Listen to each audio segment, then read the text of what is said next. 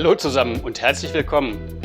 Heute zeige ich euch etwas ganz Besonderes: veganen Bacon. Ich weiß, die Meinungen gehen bei den Veganern auseinander. Sollte man wirklich Produkte essen, die tierischen Produkten nachempfunden sind? Aber es gibt ja auch Neuveganer, denen manchmal der Geschmack von tierischen Produkten noch fehlt. Und für die und auch für alle anderen habe ich heute etwas wirklich Besonderes. Dieses Raucharoma ist eine richtige Geschmacksexplosion. Also, gebt ihm eine Chance, versucht es und wie es geht, das zeige ich euch gleich.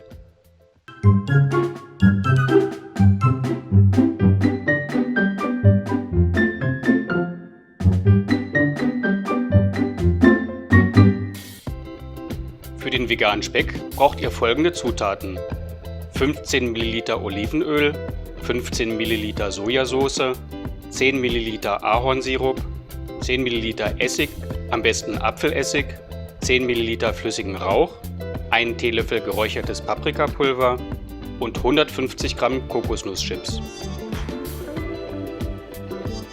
Die Zutaten mit Ausnahme der Kokoschips gebe ich jetzt alle zusammen in eine Schüssel.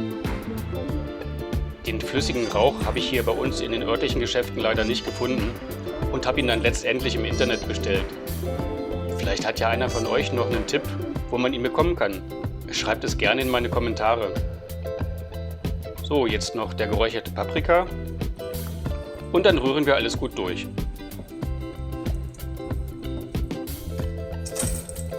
Jetzt kommen die Kokoschips dazu. Die Chips müssen von allen Seiten gut mit der Flüssigkeit benetzt sein. Umso leckerer wird das Ganze. Boah, wie das schon duftet, dieser flüssige Rauch. Das ist eine richtige Geschmacksexplosion. Das wird sicherlich mir und meinen Freunden und natürlich auch euch und euren Freunden gut schmecken. Davon bin ich überzeugt.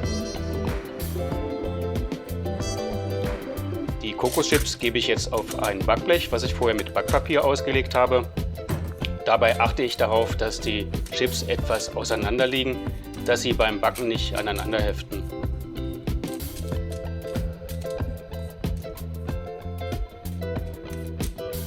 Den Backofen habe ich auf 150 Grad vorgeheizt und jetzt kommen die Chips für ungefähr 15 bis 20 Minuten in den Ofen. Nach 7 Minuten habe ich die Chips einmal gewendet, dass sie auch von allen Seiten schön kross werden. Der vegetarische Bacon eignet sich übrigens hervorragend als Topping für Suppen, als Füllung für vegane Rouladen, als Topping für Salate und Buddha Bowls und auch um die grünen Bohnen etwas damit aufzupeppen. Nachdem der vegane Bacon abgekühlt war, habe ich ihn in ein Glas gegeben. Da ist er jetzt so 1 bis 2 Wochen im Kühlschrank haltbar. Aber meistens hält er gar nicht so lange, weil vorher jeder an dem Glas nascht. Und nicht vergessen, wenn euch das Video gefallen hat, gebt mir einen Like, abonniert meinen Kanal und drückt die Glocke. Bis bald, euer Christian.